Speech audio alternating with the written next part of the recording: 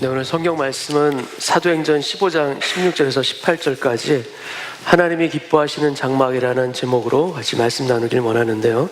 본문 말씀을 우리가 한 목소리로 같이 한번 봉독하도록 하겠습니다. 본문 말씀 같이 읽겠습니다. 시작. 이후에 내가 돌아와서 다윗의 무너진 장막을 다시 지으며 또 그 허물어진 것을 다시 지어 일으키리니 이는 그 남은 사람들과 내 이름으로 일컬음을 받는 모든 이방인들로 주를 찾게 하려 함이라 하셨으니 즉 예로부터 이것을 알게 하시는 주의 말씀이라 함과 같으니라. 아멘. 사도행전 15장은 그 이방인들의 할례를 둘러싼 예루살렘 공의의 사건을 다루고 있는 특별한 성경 중에 하나입니다. 기독교 역사상 최초의 총회라고 할 수 있는 이 사건은 기독교의 핵심 교리를 아주 확증하는 이정표적인 그런 사건이기도 합니다. 구원은 오직 믿음으로라는 이신칭의의 교리가 이 총회를 통해서 아주 확고하게 쓰게 됩니다.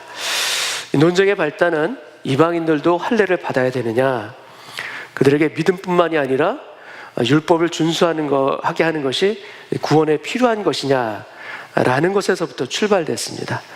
그리고 답은 무엇인지 여러분 다 아시죠? 오직 구원은 믿음으로.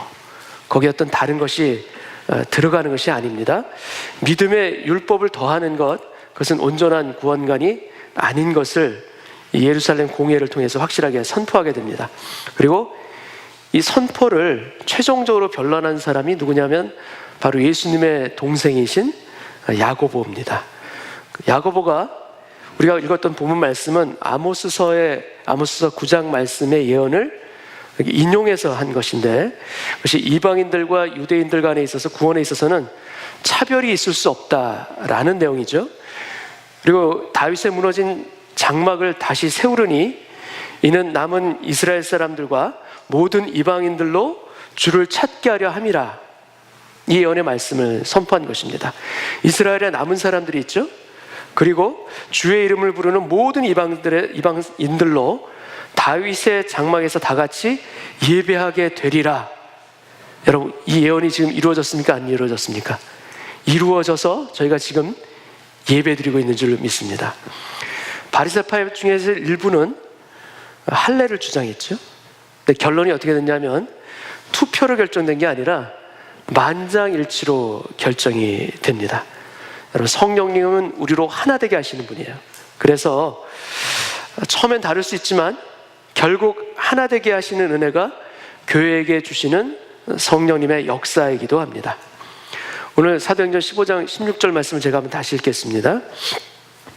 이후에 내가 돌아와서 다윗의 무너진 장막을 다시 지으며 또 그 허물어진 것을 다시 지어 일으키리니, 하나님께서 다시 지어 일으키시고자 하는 것이 있는데 그것이 바로 다윗의 장막입니다. 왜 하나님은 이방인과 이스라엘 백성들이 다 함께 주를 찾는 예배의 장소로서 이 다윗의 장막을 말씀하시나? 그 이전에는 모세의 성막이 있었죠. 그리고 다윗 이후에는 또 솔로몬의 성전이 있는데도 불구하고 하나님께서 왜 다윗의 장막을 이렇게 말씀하실까? 도표를 통해서 한번 보시겠습니다. 모세의 성막이 맨 처음 만들어졌습니다. 그리고 그 이후에 다윗의 장막과 솔로몬의 성전이 지어지게 됩니다. 다 같이 하나님을 예배했던 곳이고 또 하나님의 영광이 나타났던 곳이기도 합니다. 근데 모세의 성막의 가장 큰 특징이 무엇인가 하면 바로 하나님의 명령대로 지은 것이 특징이에요. 그러니까 전체의 구조, 크기, 방향, 작은 장식들 하나하나 출애굽기의 기록을 보게 되면은 여호와의 명령대로 순종하여서 이것을 완성하게 됩니다. 그래서 성막에 있어서 재료는 금과 은도 있고 세마포도 있고 여러 가지가 있겠지만 이 성막에 있어서 가장 큰 재료는 바로 이스라엘 백성들의 순종이죠. 여호와께서 명령하신 대로 되니라라는 순종을 통해서 이 성막이 지어졌기 때문입니다. 그래서 출애굽기 마지막 장 부분을 보게 되면 이 성막이 완성되는 장면에서 여호와의 명령대로 되니라, 이게 반복해서 계속해서 나옵니다. 물두멍이 완성될 때, 번제단이 완성될 때, 지성소가 완성될 때 여호와의 명령대로 되니라, 이것이 반복해서 나오는 이유가 거기 있는 거예요. 솔로몬의 성전은 지은 사람은 솔로몬입니다. 그러나 이 성전을 짓기 위해서 모든 준비를 한 사람은 솔로몬이 아니라 그 아버지 다윗입니다. 다윗은 자신의 손으로 성전을 짓기를 원했던 사람인데 하나님께서 막으셨어요. 너는 성전을 짓지 못하리라. 내 아들의 때에 성전을 지으리라. 근데 보통 사람 같으면 그 상황이 되었을 때 낙심합니다. 낙심하고 아마 손에서 다 놓았을 거예요. 근데 다윗의 참 놀라운 점은 무엇인가 하면 그 상황에서 낙심하지 아니하고 오히려 더 열심히 일합니다. 어떤 일을 하는가? 성전을 준비하기 위한 모든 준비를 다윗이 더 열심히 하는 거예요. 그래서 백양목도 금과 은도, 놋도 모든 재료를 어마어마하게 많이 준비를 해놓고요. 또 준비를 어떤 준비를 하느냐면은 그 성전을 만들 부지까지 결정합니다.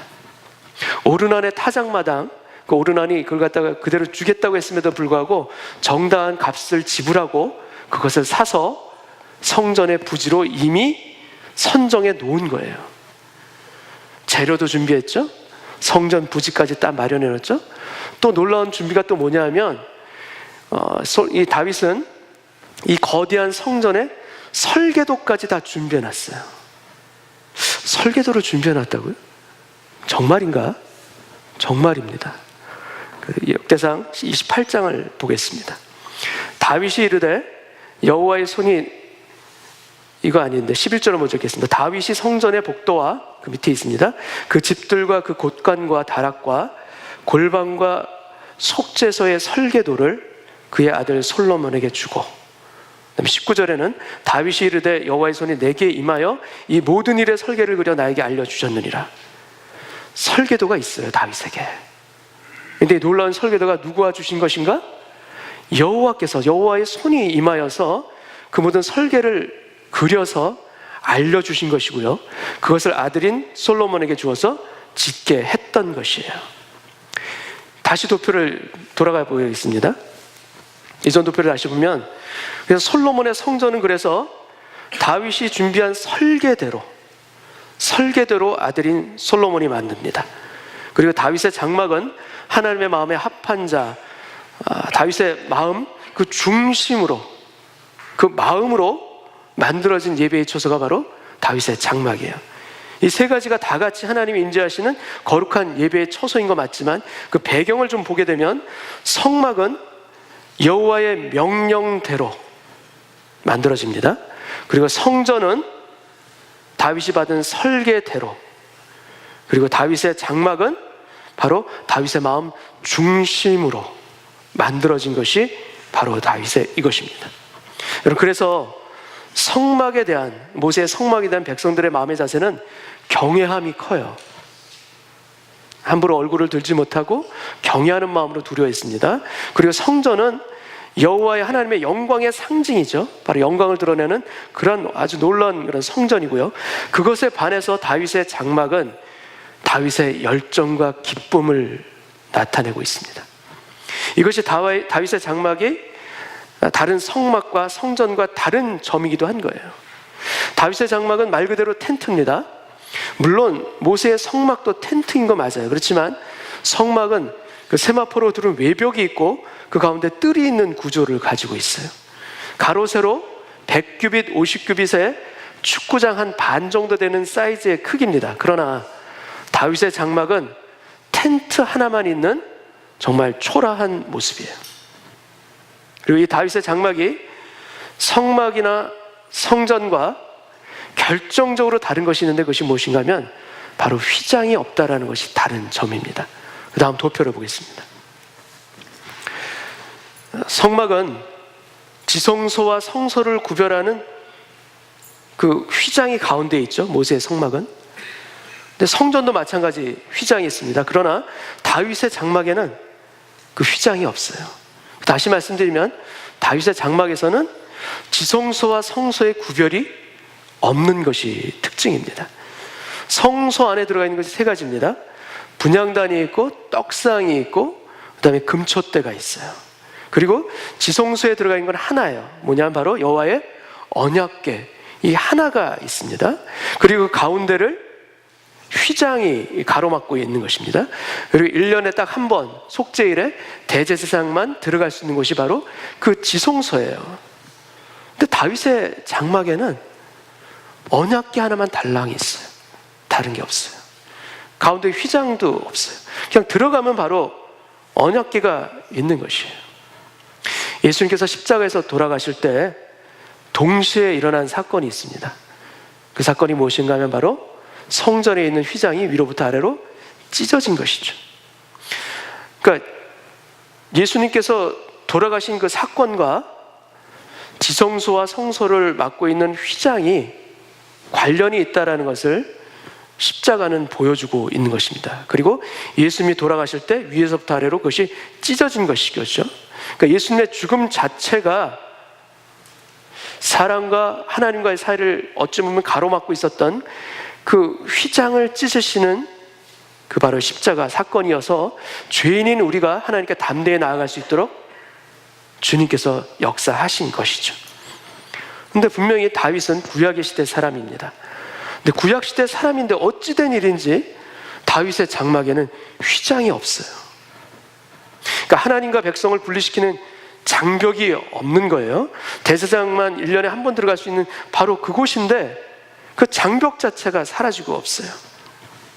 여러분, 모세의 성막은 하나님께 제사 드리는 예배의 원형입니다. 오리지널 폼이라고 할 수 있죠. 그것을 아주 소박하게 보여준 것입니다.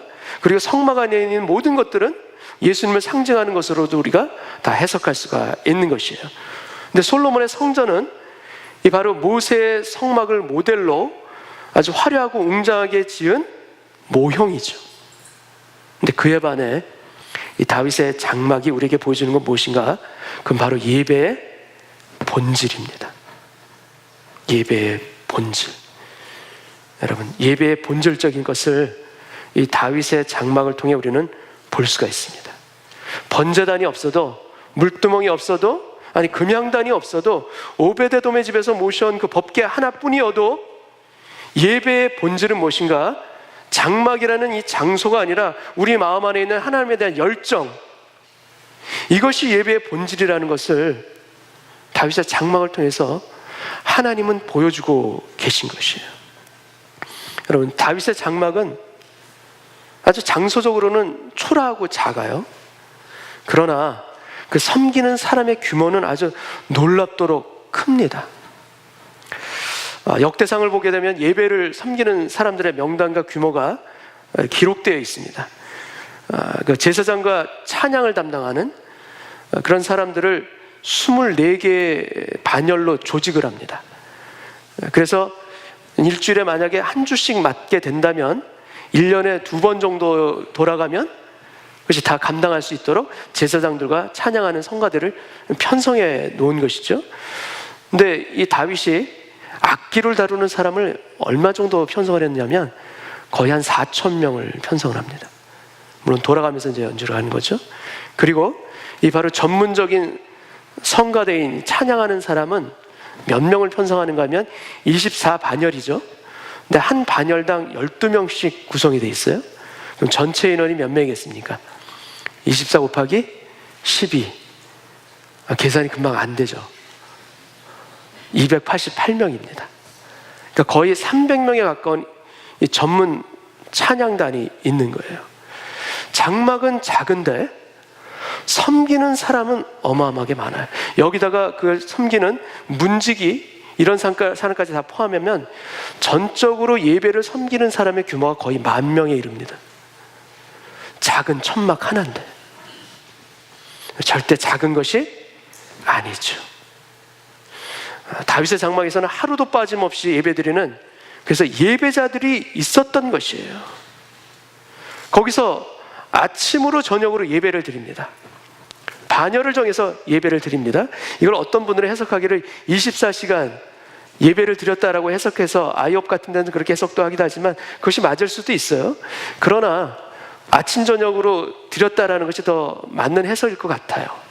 최소한 제사를 번제 드릴 것을 아침 번제, 저녁 번제가 있기 때문에 그 2번은 번제 예배를 드림과 동시에 찬양을 드렸지 않았나, 그렇게 해석들을 많이 합니다. 근데 결론은 무엇입니까? 하루도 빠짐없이 그 다윗의 장막에서 일어난 것은 무엇입니까? 바로 예배와 찬양이에요.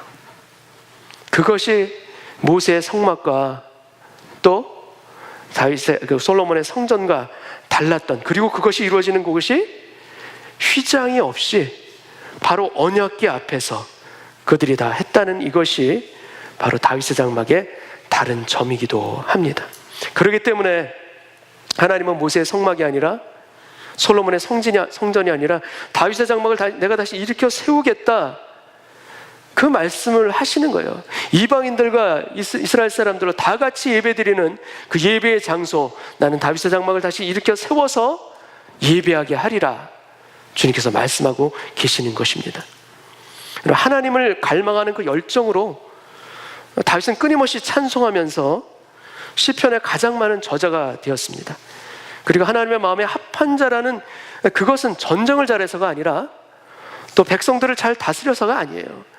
하나님의 마음에 합한 자라는 것은 오직 여호와의 얼굴을 구하는, 하나님을 진정 사랑하는 그 마음의 열정으로 인한 예배자였기 때문에 가능한 것이 바로 하나님의 마음에 합한 자라는 다윗의 이름입니다.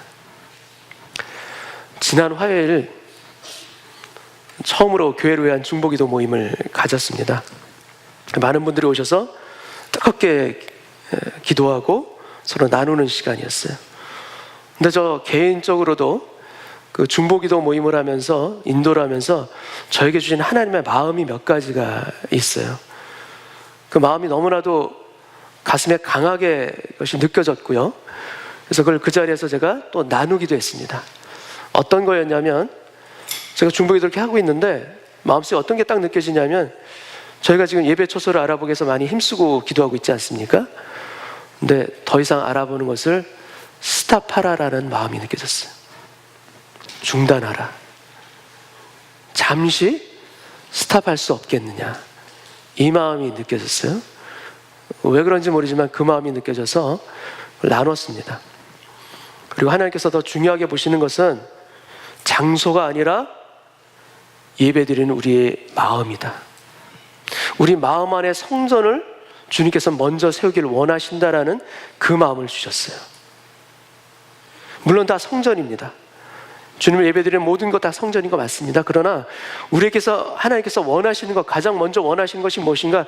너의 마음 안에 있는 성전의 불꽃을 더 피울 수가 없겠느냐, 그것으로 진정 주님을 찬송하고 예배할 수 있는 그 마음의 열정으로 나에게 먼저 올 수는 없겠느냐, 그 마음을 주셨기 때문에 화요 중보기도 모임에서 제가 나눴던 거예요. 근데 그날 저녁에 이메일을 하나 제가 받았습니다. 제가 지난주에인가 셀리더 분들에게 미리 이제 말씀을 드린 게 있는데, 저희가 우체국 알아보다가 우체국 힘들잖아요. 또 브레이드 전철역 근처에 있는 웨어하우스, 큰 웨어하우스가 하나 있어요. 그걸 이제 알아보고 기도를 부탁드리는 이제 그런 얘기를 셀리더 분들께 이제 모임에 말씀을 드렸는데, 저녁에 이메일이 딱 왔어요. 이메일이 딱 왔는데, 저희는 서블리스를 하는 거거든요. 근데 그 테넌트가 오리지널 랜드로드한테 여기 교회가 들어와야 될 것 같으니까 또 교회가 들어와도 되겠느냐, 이제 편지를 보냈는데, 오리지널 랜드로드가 답장을 보낸 거죠.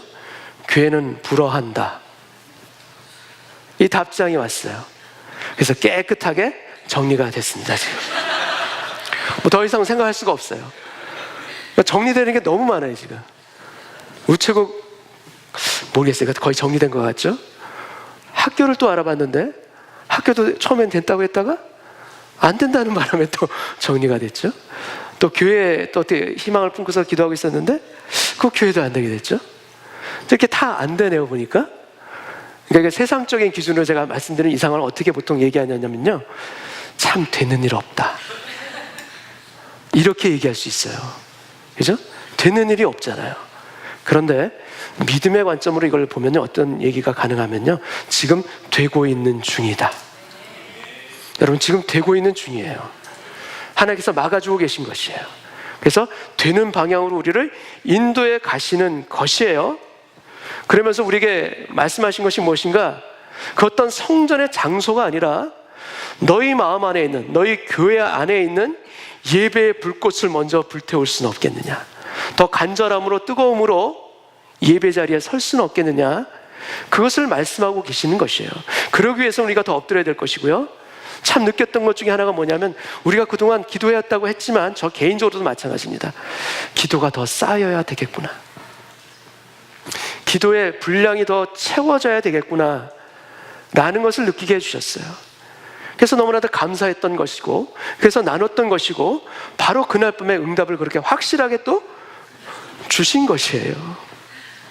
여러분, 지금 우리는 되고 있는 중이다 믿습니까?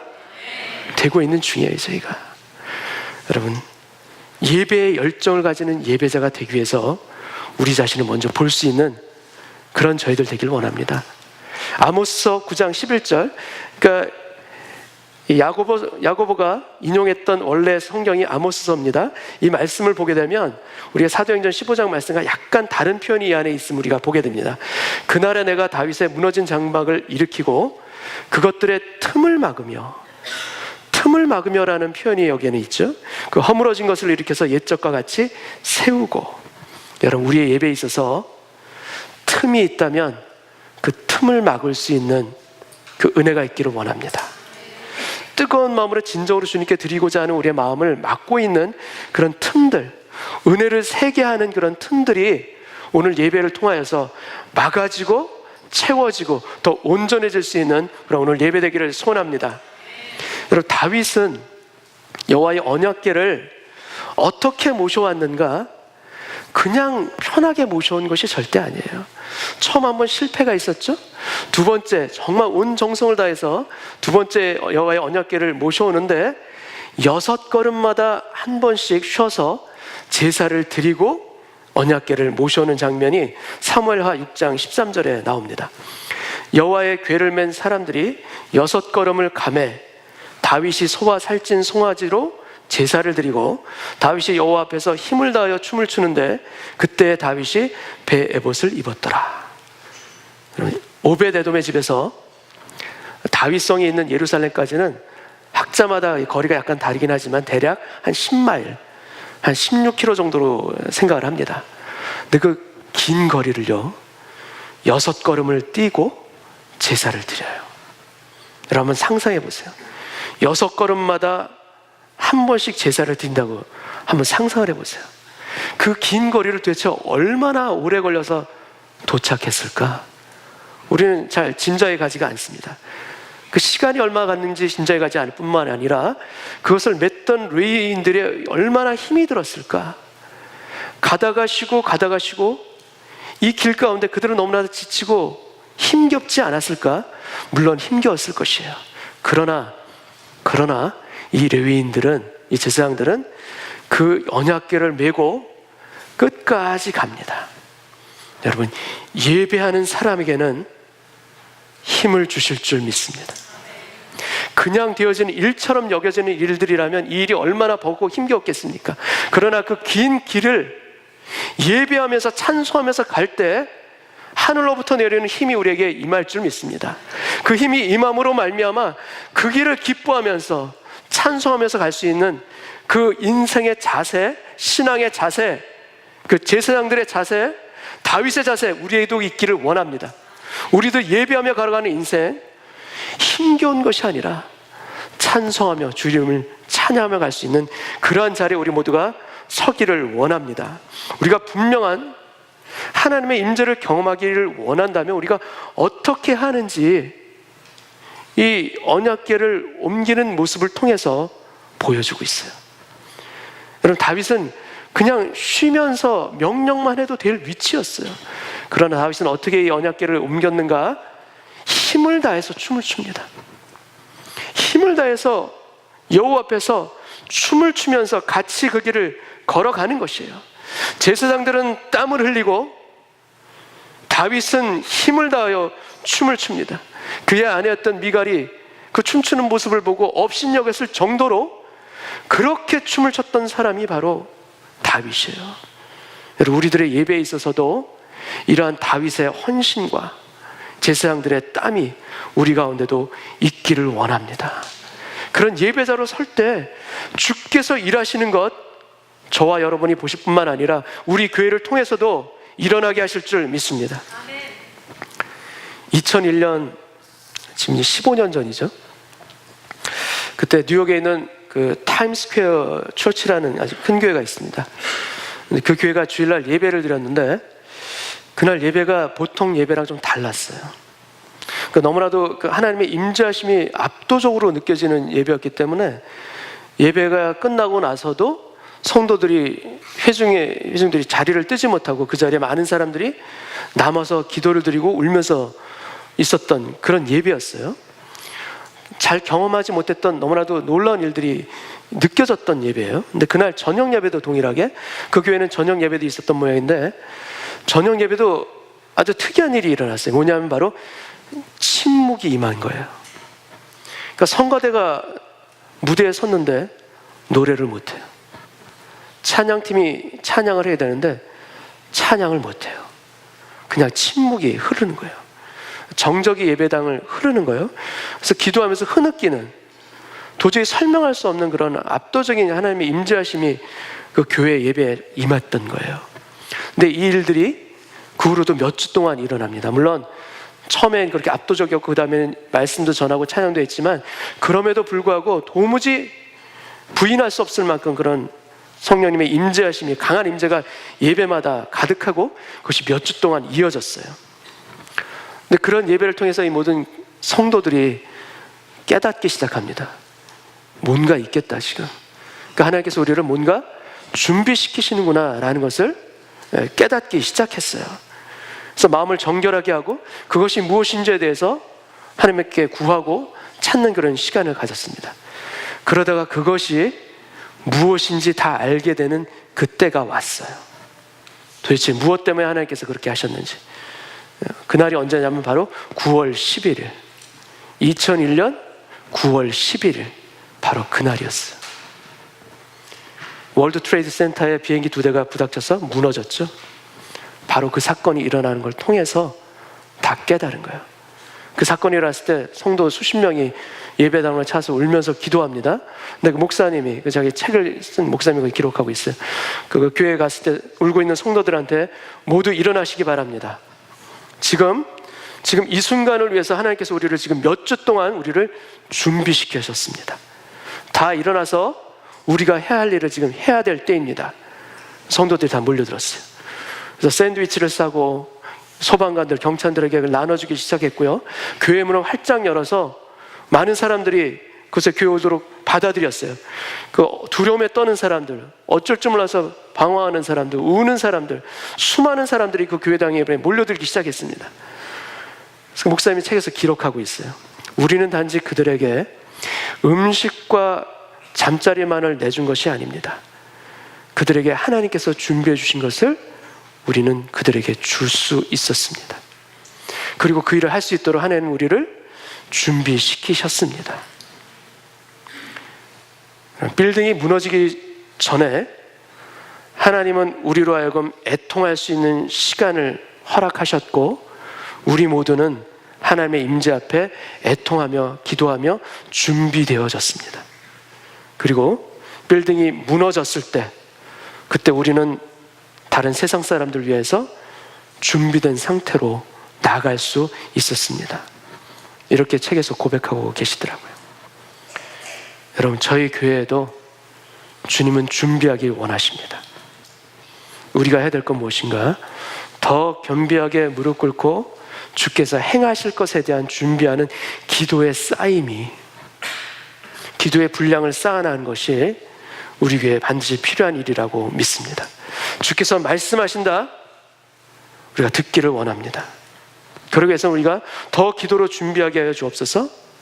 내가 쌓아야 될 기도의 분량을 쌓을 수 있는 예배 자리에 우리 모두가 서게 하여 주옵소서. 앞으로 몇 주 동안 우리 교회가 이렇게 기도하며 주님 앞에 한 마음으로 나아갔으면 좋겠습니다. 그리할 때 주님의 예비하신 일들 우리가 보게 될 줄 믿고요. 그 일들을 통해서도 우리가 더 주님을 더 뜨겁게 예배할 수 있는 그 자리까지도 주께서 인도해 주실 것을 믿습니다. 다윗이 언약궤를 처음 옮기려고 했었던 첫 번째 시도는 실패했습니다.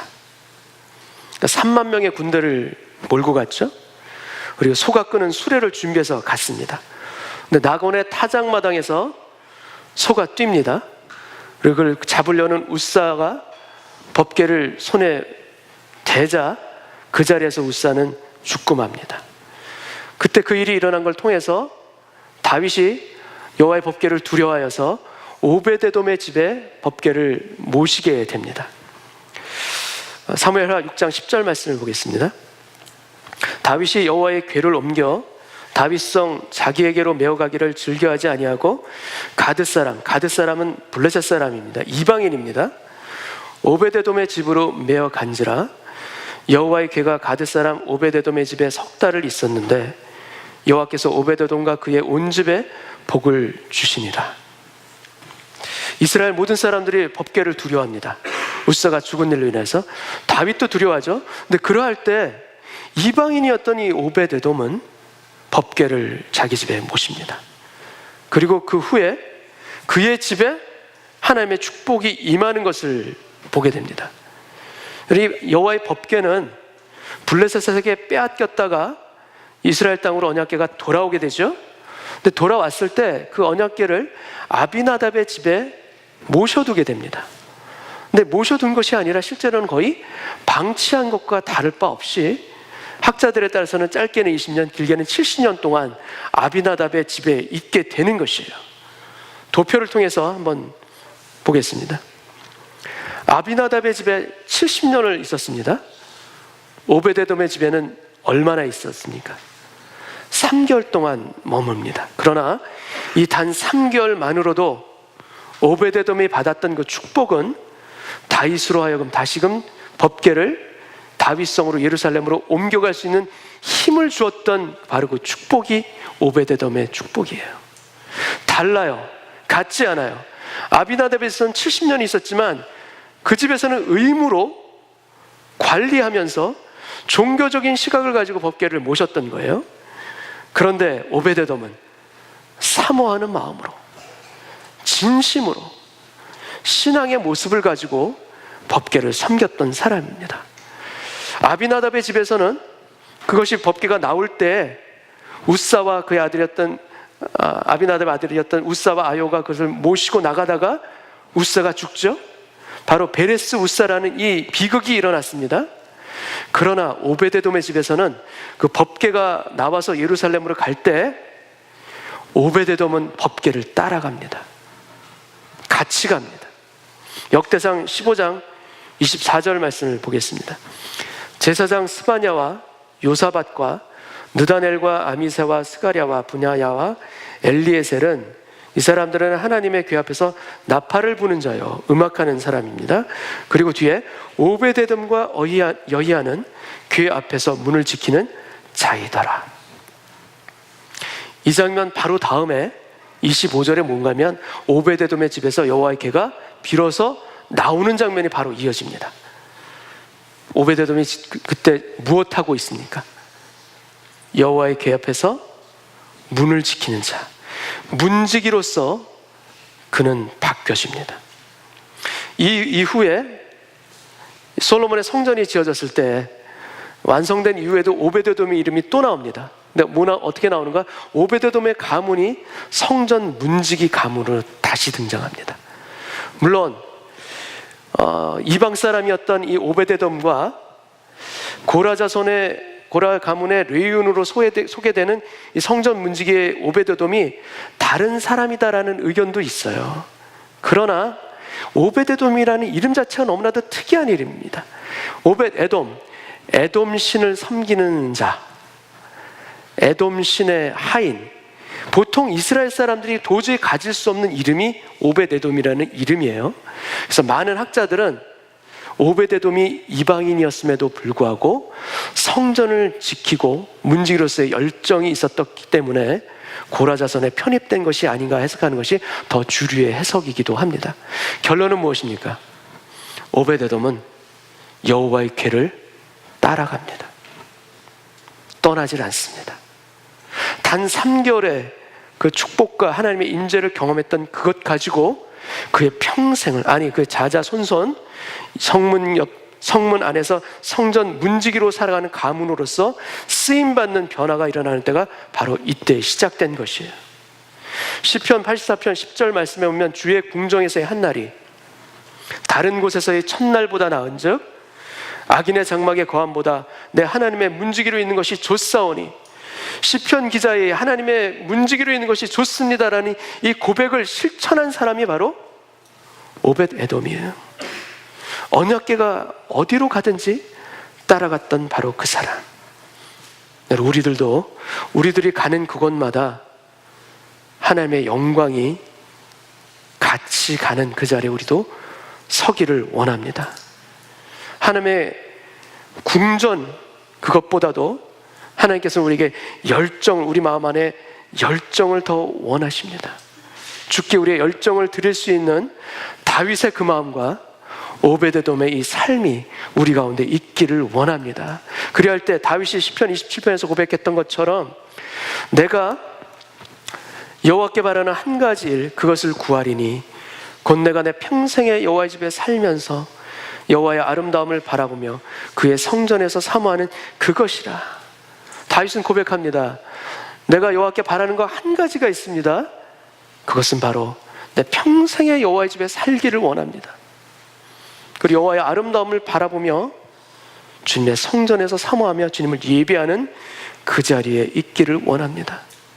이것이 다윗의 고백이었습니다.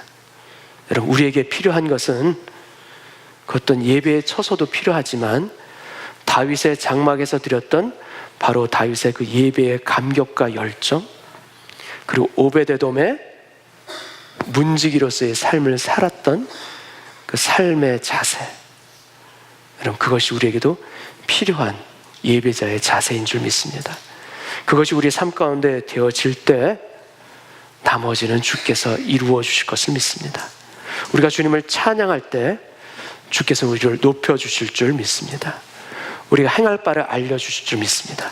저와 여러분의 인생의 삶을 통해서도 그 일이 이루어지길 바라고, 우리 교회를 통해서도 주님의 놀라운 일 일어나는 것 바라보고 간증할 수 있는 저희 모든 교인들 되시기를 축복합니다. 같이 한번 기도하겠습니다.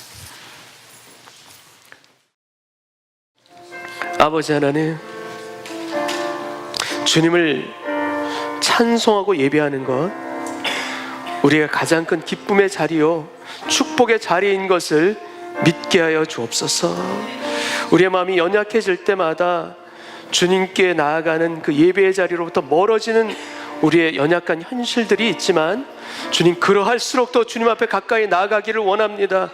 그러할수록 우리 마음 가운데 다윗의 무너진 장막을 다시 일으켜 세울 수 있는 힘을 더하여 주옵소서.